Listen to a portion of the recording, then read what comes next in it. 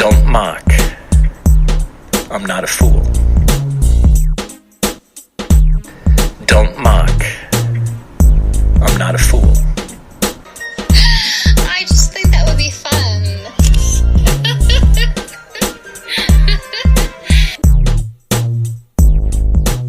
Hey there, and welcome to the Dumb Leaders Podcast. It's episode 105. Now, recently I spent some time with clients working through a conflict resolution process. And again, it highlighted to me how emotions can actively work against your best intentions. So how emotions can be actively working against your best intentions. So emotions and feelings are part of the human condition. We accept that. We know that. We all experience the joys associated with positive emotions, joy, love, accomplishment, to name just a few. Emotions that compel us to do better and be the best person that we can be are, of course, a positive emotion to embrace. Things like motivation, inspiration, discipline all comes from a positive emotion. But becoming unregulated with emotion can lead us to experience and lead you to experience massive highs and deep, deep lows.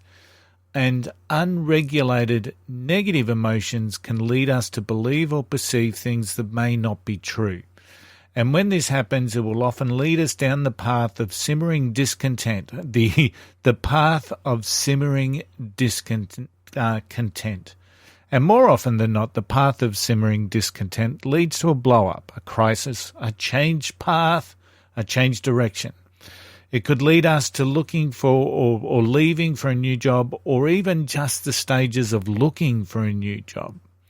So when we've got that path of simmering discontent, it's going to lead to something, a blow-up, a crisis, or a change path or direction. And even when attempts are made to resolve conflicts at early stages, resolution may happen at a surface level, but the conflict or the perception or the perspective simmers away under the surface, just bubbling away until it rears its head again. It just bubbles away, just continues on its merry journey like a little babbling brook. It just bubbles away until it rears its head again. And we end up going through wave after wave of crisis flashpoints, and nothing ever seemingly gets resolved. And we end up working and walking on eggshells, which is never a good place to be. Now, perceptions are usually centered on ego or self, and will often be centered around what I see as the SCARF principle, which has been developed by David Rock from the Neuro Leadership Institute. Now, what Rock determined was that reward and threat responses were driven by 5 clear domains. Now, those domains are status, certainty, autonomy, relationships, and fairness, which is the acronym of SCARF. And what he says is that when we are rewarded, when we get a reward response within our brain, it is usually driven from maybe an increased profile of status. Maybe it's a level of certainty around our job role. Maybe it's the autonomy that we believe that has been increased, that people have trust in us. Maybe it's relationships. Maybe it's we're in a new relationship, or a relationship gets stronger, or maybe we're seeing some fairness being delivered to yourself. But it also creates threat responses. So if we see our status or our perception of status being threatened, we're going to respond with a threat response. If we see the certainty of what we know as the job being changed, we're going to have a threat response. And similarly, all the way down with fairness. If we see that things are unjust and unfair, or we see someone potentially getting promoted that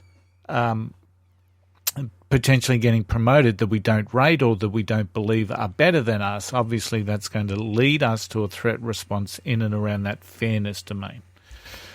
And what building emotional intelligence and driving that building of emotional intelligence and your own personal growth mindset allows you to do is to stop and pause and to ask yourself, whenever we're feeling like there's a threat response, what domain is actually being threatened? And then we can start to unravel and understand why. We can attempt that understanding. We can attempt to bring awareness into, why am I feeling threatened in relation to that domain?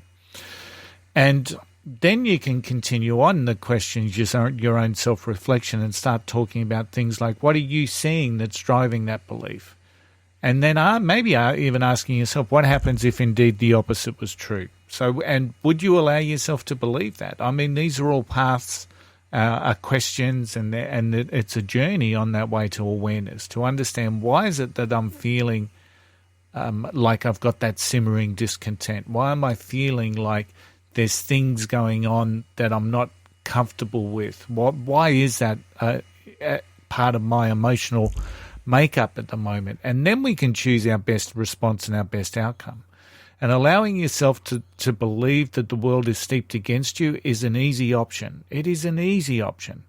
It is the option that creates the least amount of effort. So it's so much easier to think the whole world's against you and that everyone has an agenda against you. But, that's an easy option.